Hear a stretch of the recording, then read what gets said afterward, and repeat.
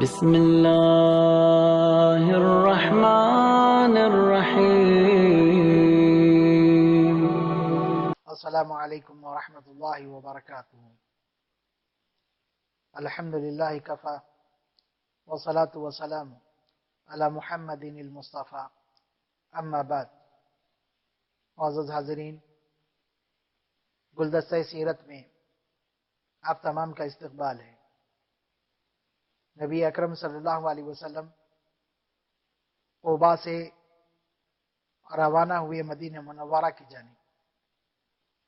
راستے میں بہت ساری بستیاں تھیں، بہت سارے قبائل تھے، اور ہر بستی والا، ہر قبیلے والے یہ چاہ رہے تھے کہ نبی اکرم صلی اللہ علیہ وسلم اس بستی میں قیام کریں، اور آپ کو ہر کوئی قیام کی دعوت دینے لگا اور کہنے لگے کہ اللہ کے رسول، ہم تعداد کے اعتبار سے زیادہ ہے اور ہمارے پاس بہت زیادہ اسلحہ ہے، ہتھیار ہے، اور ہم بہت بہادر ہیں، آپ کی حفاظت بہتر طریقے سے کر سکتے ہیں.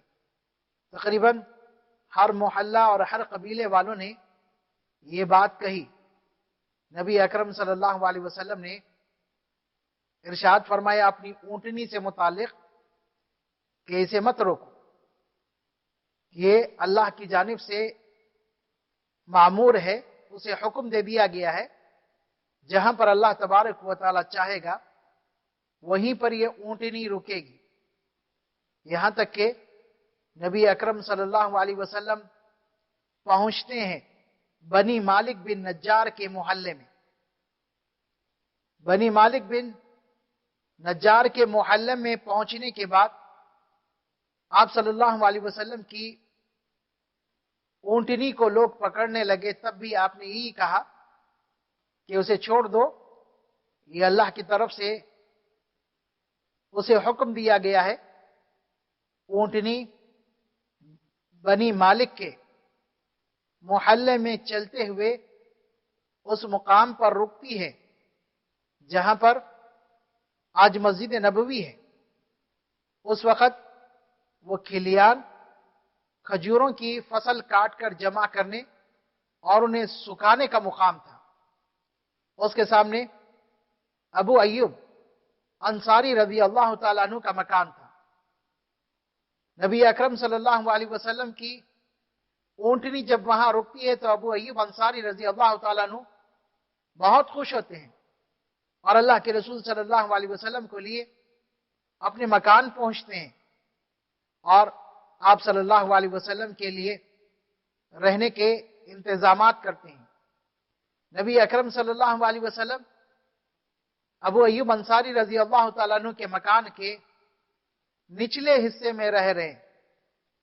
ابو ایوب انصاری رضی اللہ عنہ اور ان کی اہلیہ نبی اکرم صلی اللہ علیہ وسلم کی خدمت کر رہے ہیں اور وہ آپ صلی اللہ علیہ وسلم کی ضیافت میں کوئی کسر نہیں چھوڑ رہے تھے.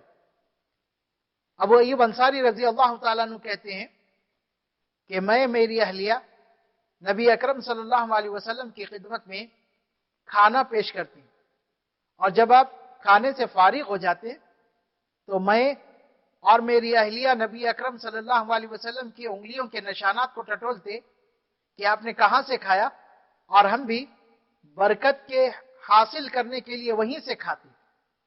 ایک دفعہ ہوا یوں کہ اوپر ہم رہ رہے تھے، نبی اکرم صلی اللہ علیہ وسلم نیچے تھے. ہمارا پانی کا گھڑا جو مٹی کا تھا وہ پھوٹ گیا.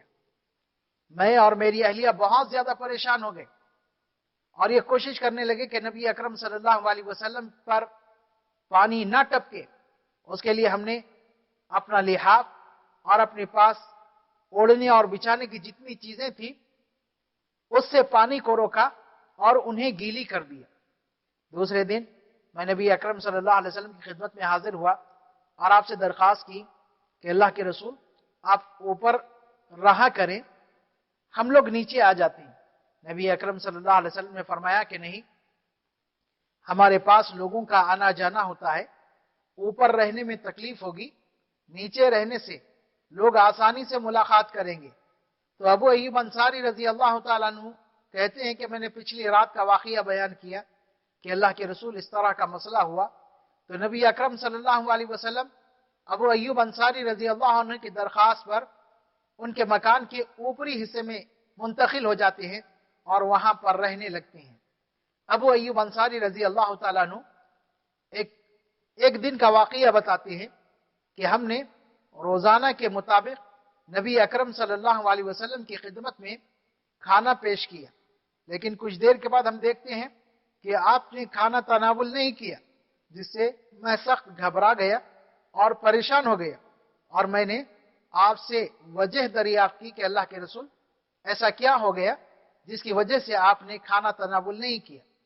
تو نبی اکرم صلی اللہ علیہ وسلم کہتے ہیں کہ اس میں پیاز اور لہسن ملا ہوا ہے، اور پیاز اور لہسن اس میں بو ہوتی ہے، میں نہیں کھا سکتا کیونکہ میں جبریل سے ملاقات کرتا ہوں، جبریل سے میری گفتگو ہوتی ہے۔ ابو ایوب انصاری رضی اللہ تعالیٰ عنہ کہتے ہیں کہ اس کے بعد ہم نے نبی اکرم صلی اللہ علیہ وسلم کی خدمت میں پیاز اور لہسن والا کوئی بھی کھانا پیش نہیں کیا۔ نبی اکرم صلی اللہ علیہ وسلم کا قیام ابو ایوب انصاری رضی اللہ تعالیٰ عنہ کے گھر میں تقریباً 7 ماہ تک تھا، اور جب آپ ابو ایوب انصاری رضی اللہ تعالیٰ عنہ کے گھر کے پاس پہنچے، آپ کی وہاں پر اونٹنی بیٹھ گئی، تو اس وقت آپ صلی اللہ علیہ وسلم نے مسجد نبوی، جو اس وقت ایک کھلیان تھی، کھجور کی فصل رکھنے کی جگہ تھی، اس کے متعلق دریافت کیا کہ یہ کس کا ہے؟ تو ابو ایوب انصاری رضی اللہ تعالیٰ عنہ نے کہا کہ یہ سہل اور سہیل نامی 2 یتیم بچوں کا ہے۔ تو نبی اکرم صلی اللہ علیہ وسلم نے اس کو خریدنے کے لیے دلچسپی ظاہر کی، تو نبی اکرم صلی اللہ علیہ وسلم کے سامنے سہل اور سہیل اور ان کے ذمہ داروں نے کہا کہ ہم بلا قیمت آپ کو دینے کے لیے تیار ہیں۔ تو نبی اکرم صلی اللہ علیہ وسلم نے اس کو قبول کرنے سے انکار کر دیا، قیمتاً ہی آپ نے اس کو قبول کیا۔ اس کے بعد نبی اکرم صلی اللہ علیہ وسلم اور صحابہ رضوان اللہ علیہم اجمعین وہاں پر مسجد کی تعمیر شروع کرتے ہیں، اور مسجد نبوی مدینہ منورہ کی سب سے پہلی مسجد تعمیر کی جاتی ہے۔ حضرات صحابہ رضوان اللہ علیہم اجمعین مسجد کی تعمیر کے لیے اینٹ اور پتھر اٹھا رہے ہیں، اور نبی اکرم صلی اللہ علیہ وسلم بھی ان کے ساتھ اینٹ اور پتھر منتقل کر رہے ہیں، اور حضرات صحابہ رضوان اللہ علیہم اجمعین کی ہمت افزائی کر رہے ہیں ان کے اس نیک عمل پر، کیونکہ مسجد اللہ تبارک و تعالیٰ کی زمین پر اللہ رب العالمین کے پسندیدہ مقامات میں سے ایک ہے۔ اللہ کو جو مقام پسند ہے زمین پر، ان میں سے ایک مسجد ہے۔ اور پھر مسجد کے تعمیر کے بارے میں نبی اکرم صلی اللہ علیہ وسلم نے بڑی خوشخبری سنائی اور فرمایا من بنا للہ مسجدا بنا اللہ لہ بیتا فی الجنہ، کہ جو اللہ تبارک و تعالیٰ کے لیے زمین پر مسجد بنائے گا، اللہ تبارک و تعالیٰ جنت میں اس کے لیے گھر بنائے گا، بدلے میں اللہ تبارک و تعالیٰ اسے جنت کا گھر دے گا۔ اور یاد رہے، مساجد سے اصلاح اور تربیت کا کام ہوتا ہے، اسی لیے نبی اکرم صلی اللہ علیہ وسلم نے قباء پہنچنے پر مسجد قباء کی بنیاد ڈالی، اور مدینہ پہنچنے پر مسجد نبوی کی بنیاد ڈالی۔ یہیں سے لوگوں کے احوال کی اصلاح ہوتی ہے، یہیں سے معاشرے کی اصلاح ہوتی ہے۔ اسی لیے نبی اکرم صلی اللہ علیہ وسلم نے قیامت کے دن اللہ تبارک و تعالی جن 7 لوگوں کو اپنے عرش کے سائے میں جگہ دے گا، اس میں سے ایک کے متعلق ارشاد فرمایا کہ ایسا آدمی جس کا دل مسجد سے لگا رہے، ایسا آدمی جس کا دل مسجد سے لگا رہے، ایک نماز ہو گئی، دوسری نماز کا وہ انتظار کر رہا ہے، اور جن کا دل مسجد سے لگا ہوتا ہے وہ لوگ برائیوں سے اور فتنوں سے دور رہتے ہیں۔ اس لیے ہمیں بھی مساجد کی تعمیر اور مساجد میں صحیح طور پر روحانی ماحول پیدا کرنے کی ضرورت ہے، کیونکہ یہاں سے معاشرے کی اصلاح ہوگی، یہیں سے معاشرے کا بگاڑ ختم ہوگا۔ اللہ تبارک و تعالی ہمیں نیک عمل کی توفیق عطا فرمائے۔